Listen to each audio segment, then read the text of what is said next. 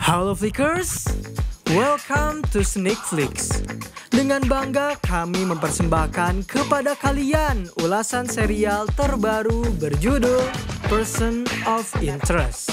Series ini menceritakan tentang seorang pria sultan, kaya raya, bahkan miliarder yang menyewa seorang gelandangan yang rupanya merupakan mantan agen CIA untuk menjalankan sebuah misi rahasia demi menyelamatkan nyawa banyak orang. Usut punya usut, rupanya sultan ini menciptakan sebuah alat yang bisa mendeteksi sebuah masalah yang menimpa seseorang hingga bisa membuatnya tewas. Bahkan sultan tersebut pernah berhasil mendeteksi kejadian 9/11. Penasaran dengan aksi mereka berdua? Apakah mereka bisa berhasil menyelamatkan nyawa banyak orang? So, without any further ado, let's get into it. Scene dibuka oleh dua pasang insan yang sedang bermesraan dengan penuh hangatnya. Namun nyatanya itu hanyalah kenangan yang kini selalu diingat oleh seorang pria lusuh, terduduk di kereta sendirian, memegang botol seperti seorang gelandangan. Tak lama kemudian, kesepiannya dirusak oleh sekumpulan orang yang mencoba untuk membuat kerusuhan. Bahkan mereka berhasil mengusir beberapa pria yang sedang terduduk terdiam di kereta. Lalu seorang pria yang dikenal bernama Anton mencoba menghampiri gelandangan tersebut untuk mengganggunya. Tetapi saat ia mencoba mengambil alkohol yang dipegang oleh gelandangan tersebut, Anton terkejut saat tangannya dicengkeram begitu kuat yang membuatnya marah. Ia langsung mengajak rekan-rekannya untuk menghajar gelandangan itu. Sayangnya, Anton dan rekan-rekannya tak tahu siapa gelandangan tersebut.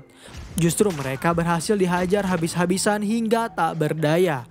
Tak sungkan, gelandangan itu pun mencekik Anton hingga membuatnya sangat amat ketakutan.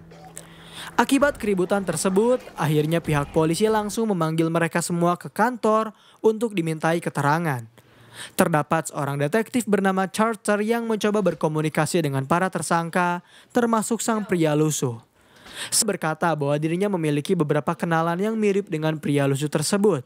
Merasa orang-orang sering melakukan kejahatan dan membuatnya merasa ingin memberi hukuman kepada mereka. Bahkan Charter memperlihatkan bagaimana cara gelandangan itu menghajar banyak orang yang mencoba mengganggunya. Setelah detektif Charter berhasil mendapatkan sidik jari dari pria tersebut, ia berpamitan terlebih dahulu.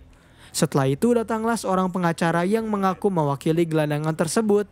Ketika Charter sedang memeriksa sidik jarinya, ia dan rekannya terkejut ketika muncul sebuah informasi mengenai setengah lusin kejahatan, serta pria tersebut berhasil terlepas dari berbagai jeratan hukum di 4 negara yang berbeda. Mereka merasa telah menangkap seorang malaikat maut. Tanpa Charter sadari, ternyata gelandangan itu telah dibawa keluar dari kantor kepolisian dan dijemput oleh sebuah mobil mewah. Charter yang penasaran akan pria lusuh itu mencoba mengejar. Sayangnya, ia gagal. Kemudian gelandangan itu dipertemukan dengan seorang pria yang kini mengetahui namanya.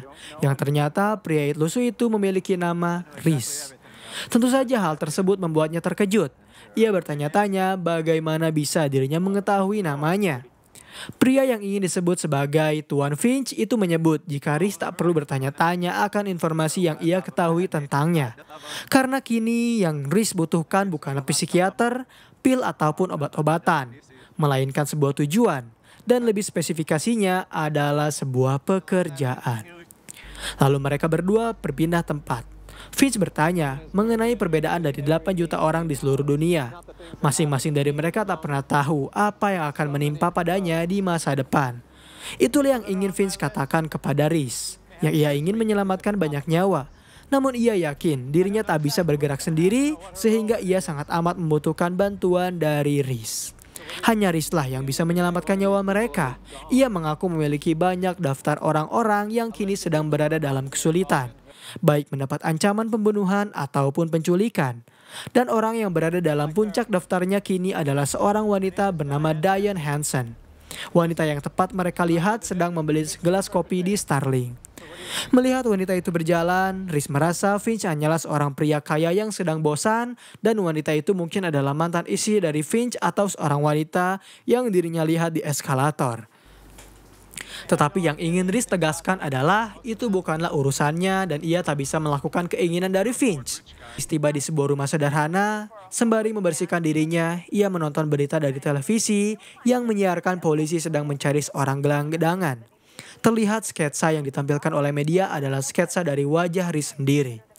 Sembari menonton, Riz meneguk sisa alkohol di botol miliknya. Satu-satunya hingga perlahan ia merasa lelah dan tak sadarkan diri terlelap dalam tidurnya. Di momen itu, Riz kembali teringat akan kekasihnya yang selalu berada di sisinya. Hingga tiba-tiba, Riz terbangun di sebuah kamar mewah dengan kondisi terikat. Muncullah suara dari Finch yang memberitahu jika terkadang Riz harus melakukan sesuatu dengan terpaksa, termasuk untuk menyelamatkan nyawa orang. Tak lama setelah itu, Riz mendengar suara seorang wanita menjerit meminta pertolongan. Sontak Riz langsung berusaha melepaskan tangannya yang sedang terikat menggunakan pecahan lampu.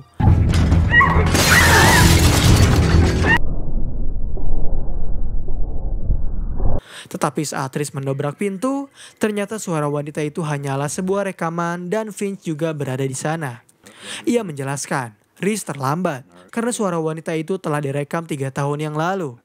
Ya, di tempat mereka berdiri, seorang wanita telah dibunuh oleh suaminya sendiri karena alasan asuransi. Termasuk Riz yang terlambat menyelamatkan Jessica ketika ia sedang berkeliling setengah dunia. Mendengar Finch menyebut nama orang kesayangannya membuat Riz marah dan bertanya, bagaimana bisa Finch sejauh ini mengetahui semua informasi tentang dirinya. Finch yang terdesak tak bisa menjawab banyak hal mengenai mengapa ia bisa mengetahui informasi milik Finch. Yang jelas kini mereka belum terlambat untuk menyelamatkan Diane Hansen. Pada akhirnya Riz setuju untuk mengikuti Finch. Ia dibawa ke sebuah rel bawah tanah terbengkalai. Finch mengaku jalan tersebut adalah jalur menuju sebuah perpustakaan yang telah ditutup oleh pemerintah. Kebetulan perpustakaan itu dibeli oleh bank yang dikelola olehnya dan bank itu telah bangkrut. Sehingga bisa dibilang aset ini adalah aset goib. Di tempat tersebut pula Finch memberi Riz sebuah kartu SIM, kartu kredit dan juga 6 nama samaran miliknya. Riz pun bisa melihat puluhan nomor, puluhan foto dari wajah seseorang yang sengaja Finch tempel di meja kerjanya agar ia bisa memonitori pergerakan mereka. Riz menebak jika nomor itu adalah nomor keamanan sosial yang terhubung dengan hal kriminal. Dan sebenarnya Finch tak tahu itu adalah nomor siapa. Finch ingin memberitahu ia memang tak memiliki informasi lengkap dari investigasinya. Namun ia yakin informasi miliknya sangatlah akurat. Mereka bergegas harus segera menyelamatkan nyawa dari Diane Hansen yang mungkin saja bisa menjadi seorang korban ataupun seorang pelaku. Lalu mereka bergegas mengikutinya kemanapun Diane pergi. Finch hanya memiliki informasi jika Diane adalah seorang asisten jaksa, single tak memiliki pasangan. Mungkin Diane memiliki 2 atau 3 musuh yang memiliki dendam padanya. Yang harus Riz lakukan kini adalah menyadap ponsel milik Diane dengan hanya memiliki GPS di ponsel miliknya. Tak hanya itu, Riz juga hanya membutuhkan kamera wireless untuk memantau pergerakan dari Diane di kediamannya. Setelah berhasil mendapatkan apa yang mereka butuhkan, Riz bisa menebak bahwa dilihat dari pekerjaan yang Diane lakukan, mungkin ia memiliki ratusan orang yang menyimpan dendam padanya. Dengan kecerdasan dan insting yang Riz miliki sebagai seorang mantan agen CIA, ia hanya terfokus pada 2 orang saja yang kemungkinan besar sangat memiliki dendam pada Riz. Yaitu terdapat rekan kerjanya bernama Wheeler, mereka pernah berkencan hingga Diane memutuskan untuk menjauhinya. Bahkan saat Wheeler mencoba untuk mengajaknya berbicara, Diane tetap berusaha menjauhinya. Dan yang kedua adalah Pope, yang merupakan seseorang yang membunuh temannya ketika sedang menjalankan transaksi narkoba. Diane adalah orang yang sedang menangani kasus tentang Pope. Riz benar-benar seperti seorang agen. Ia bisa berada di mana saja, bahkan ketika Pope sedang menjalani sidangnya. Riz begitu cermat mengamati setiap perkataan yang Diane katakan ketika berusaha membela Pope di hadapan hakim. Bahkan ketika Diane sedang berbincang dengan seorang polisi yang menjadi saksi kala itu, mereka terdengar seperti sedang membicarakan pengupayaan Diane untuk tak membicarakan Pope apabila ia tak bersalah. Karena memang ada sesuatu yang tak beres mengenai kasus itu, Diane akhirnya menghampiri penjara untuk berbicara dengan Pope. Kala itu, Riz mengikutinya dari kejauhan dan mendengar pembincangan mereka berdua melalui telepon jarak jauh. Perbincangan antara Diane dan Pope merujuk pada kepercayaan Diane akan apa yang Pope lakukan. Ia yakin sebenarnya Pope tak membunuh temannya, melainkan ia berusaha melindunginya. Diane bertanya siapa yang sedang Pope lindungi, apakah adiknya yang bernama Michael? Pope terdiam. Ia seperti tak menyukai gaya pembicaraan Diane. Bahkan ketika Diane berkata jika ia akan berusaha mencari siapa pembunuh temannya, Pope tiba-tiba berusaha menyerang Diane. Beruntung saat itu polisi datang sebelum Reese hendak masuk ke dalam untuk membantunya. Setelah mendapat informasi tersebut, Reese langsung memberitahu Finch bahwa orang yang telah menjebak Pope mungkin akan mengincar Hansen. Dan hanya adik dari Pope lah yang tahu siapa orang tersebut. Lalu scene flashback pada kemesraan antara Reese dengan Jessica. Beberapa menit setelah Jessica meminta izin pada ibunya untuk berlibur, bersama seorang teman bernama Cindy, mereka melanjutkan kemesraannya hingga Jessica tiba-tiba terdiam saat menonton televisi mengenai kecelakaan pesawat pada tanggal 9 bulan 11 yang menimpa menara WTC. Keesokan harinya, Reese kembali memantau pergerakan Diane. Saat itu Diane dihampiri oleh Wheeler yang kembali mengajaknya berbicara. Tetapi setelah Diane mengabaikannya, ternyata Wheeler berusaha melacak keberadaan adik dari Pope, yaitu Michael, dan ia yakin Wheeler mungkin bekerja sama dengan pembunuhnya. Karena tak ingin mereka menemukan Michael terlebih dahulu, akhirnya Reese sendirilah yang berusaha menculik Michael pertama. Saat Michael dihampiri oleh Reese, ia terlihat ketakutan dan berusaha kabur darinya. Meskipun saat itu Reese memberitahu jika kini Michael sedang dalam bahaya. Tetap saja Michael ketakutan. Bahkan ia berteriak meminta pertolongan pada para pekerja yang berada di hadapannya untuk menangkap Michael. Michael tetap tak panik. Ia tetap tenang sembari memasukkan ponselnya ke dalam tas milik Michael, lalu ia pergi kembali ke markas. Di sana ia berusaha mendapatkan senjata api yang menurutnya akan jauh lebih baik jika ia memilikinya terlebih dahulu. Beruntung Reese masih ingat akan teman lamanya yaitu Anton. Saat itu Anton bersama rekan-rekannya sedang bertransaksi beberapa senjata lengkap di sebuah ruangan. Tanpa mereka sadari, tiba-tiba saja Reese muncul sendirian di hadapan mereka memberi ucapan salam. Tentu hal tersebut membuat pemilik senjata terheran dengan keberadaan orang asing di pertemuan mereka. Karena menganggap Reese sebagai ancaman, semua orang yang berada di ruangan itu langsung menodongkan senjata padanya. Namun Reese tak takut, ia tak gentar. Dirinya justru memberi tips kepada seorang pria yang memegang senjata dengan posisi miring. Bahkan Reese langsung mempraktekkan bagaimana cara menggunakan senjata dengan baik kepada mereka setelah Reese merebut senjata tersebut dan menembaki kaki mereka hingga tak berdaya.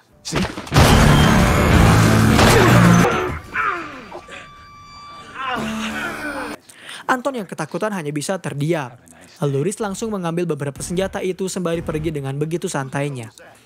Ketika Reese sedang berada dalam taksi, Finch memberitahunya jika mereka terlambat karena Michael telah terlebih dahulu berhasil diculik oleh pembunuh. Lagi dan lagi, Reese tak memperlihatkan ketakutannya. Ia hanya membayar taksi lalu keluar menggunakan balak lava. Kemudian menunggu di pinggir jalan sembari menembaki mobil yang membawa Michael.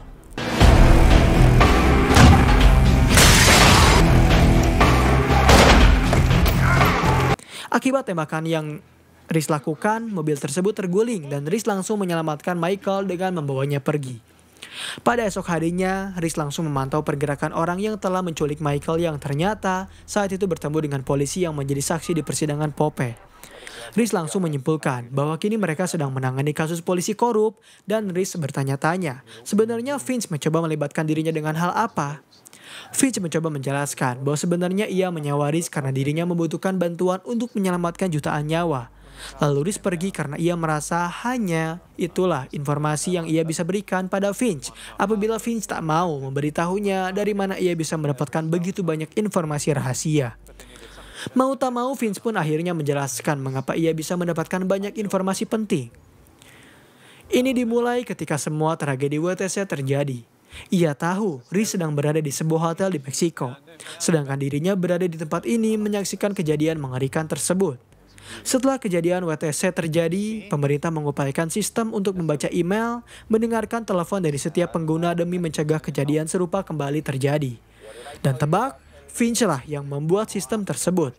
Awalnya mesin yang ia ciptakan hanya berusaha mencegah setiap kejadian kriminal dengan harapan ancaman teroris akan terdeteksi sebelum terjadi. Namun ternyata mesin itu justru mendata setiap aksi kriminal yang membuatnya memprogram kembali mesin tersebut menjadi dua bagian, yaitu relevan dan non-relevan. Relevan adalah sifat kriminal yang akan menimbulkan banyak korban jiwa. Biasanya Finch akan mengerahkan kasus itu kepada pihak FBI. Sementara non-relevan hanya berfokus pada satu orang saja. Dan entah mengapa ia merasa memiliki kewajiban untuk menyelamatkan orang yang muncul di daftarnya. Kini data mesin tersebut mungkin berada di pihak pemerintah, tetapi mesinnya berada di mana-mana mengawasi aktivasi mereka dengan 10.000 mata. Alat itu tak mungkin mendeteksi nomor keamanan sosial Diane apabila alat tersebut tak menyadari sesuatu. Lalu Reese mencoba memberitahu bahwa ia tak bisa menjamin akan melindungi Diane karena ia tak bisa mendeteksi setiap bahaya yang akan menimpanya. Dan Vince hanya menjawab bahwa ia mempekerjakan Reese untuk suatu hal yang tak mudah. Nama Anton yang pernah mereka tangkap kembali mendapatkan masalah. Anton dan rekan-rekannya yang sedang bertransaksi beberapa senjata tiba-tiba didatangi oleh seorang pria berjas yang masuk ke dalam lalu membuat rangkaian kejadian seakan-akan mengenai kondisi dari Pope yang tewas setelah ia ditikam di penjara. Kuat diduga pihak yang mereka curigai berusaha untuk menutupi jejaknya sehingga ia meminta kepada Reese untuk segera mengikuti keberadaan Diane yang mungkin sedang dalam bahaya. Dengan cepat Reese mengikuti keberadaan Diane yang saat itu berjalan menuju sebuah jalan buntu. Saat Reese telah siap dengan senjatanya, ternyata dugaan ia dan Vince selama ini salah terhadap Diane. Rupanya Diane bukanlah seorang korban, melainkan pelaku. Karena saat itu Reese bisa melihat Diane sedang bertemu dengan Stiles, orang yang menculik Michael dan juga membunuh Pope. Di sana mereka berdua sedang berdiskusi akan kematian dari Pope, dan ketika Reese sedang kehilangan fokusnya, seorang polisi korup muncul menodongkan senjata padanya dan langsung menyerahkannya pada Stiles. Karena mereka tak ingin adanya saksi, Diane meminta kepada Stiles untuk mengurus semuanya, termasuk membunuh Wheeler. Reese yang tak bisa berbuat banyak akhirnya dihajar hingga ia tak sadarkan diri. Ketika Reese tersadar, ia telah berada di sebuah mobil dengan kondisi terikat. Polisi korup yang berhasil menangkap Reese mencoba membawanya ke sebuah pantai yang mungkin saja di sana ia akan mengeksekusi mati. Namun sayang sekali, polisi itu tak tahu jika Reese adalah mantan agen CIA. Di sana Reese memperingatinya dua hal, yaitu ia tak senang jika seorang menyakitinya. Dan kedua, mungkin polisi itu harus kembali belajar bagaimana cara menahan seseorang di belakang jok mobil. Sehingga Reese langsung membalikan keadaan dengan melemparkan sebuah bom yang langsung membuat mobil tersebut terguling. But I've got two rules.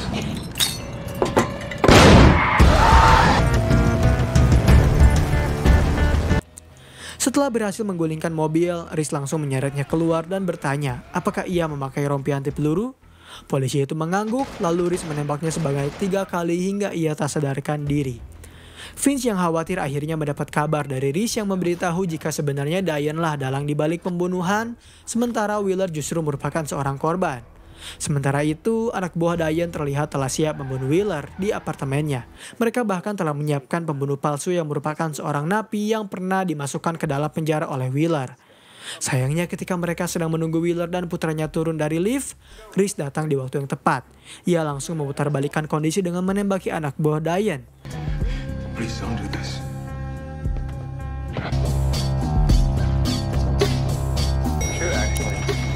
Working on it. You keep throwing the ball like that. You jail. Karena Reese masih sedikit memiliki niat yang baik, ia menyuruh salah satu dari mereka untuk membawa rekannya ke rumah sakit. Kemudian Reese menghabisi Steele hingga ia tak berdaya. Keesokan harinya, saat Diane sedang menjalani sidang melawan Wheeler, ia mencoba memberikan bukti pada hakim berupa suara. Tetapi saat rekaman itu diputar, ternyata rekaman tersebut telah diganti dengan rekaman suara Diane yang menyuruh anak buahnya untuk membunuh Wheeler. Pada akhirnya, Reese dan Vince pun berhasil mengungkap kebenaran dari kasus tersebut. Lalu Reese menghampiri Vince yang berada di sebuah taman. Ia bertanya, mengapa Vince memilih dirinya. Sembari melihat ke arah danau, Vince menjawab jika mereka berdua telah dikenal tewas oleh banyak orang. Ia mungkin bisa memberi Reese uang yang cukup banyak untuknya pergi sejauh mungkin apabila Reese hanya ingin melakukan 1 kali pekerjaan saja. Tetapi jika Reese bertahan, maka dapat ia pastikan kematian yang sesungguhnya akan menghampiri mereka. Setidaknya sebelum mereka tewas, mereka harus berbuat banyak kebaikan. Dan scene terakhir di episode kali ini memperlihatkan Carter yang berhasil menangkap anak buah dari Diane. Sementara Reese dari kejauhan memastikan jika para penjahat yang telah ia tangkap mendapat ganjaran yang setimpal. Dan pembahasan mengenai series Person of Interest season pertama episode pertama pun berakhir di sini. Bagaimana menurut kalian? Apakah series ini cukup menarik untuk diikuti? Berikan komentar positif kalian di kolom komentar. Beri kami ulasan mengapa series ini menarik bagi kalian dan jangan lupa nyalakan lonceng notifikasi, tekan tombol subscribe serta tombol like jika kalian menyukai pembahasan kami. Dan sampai berjumpa kembali di episode selanjutnya.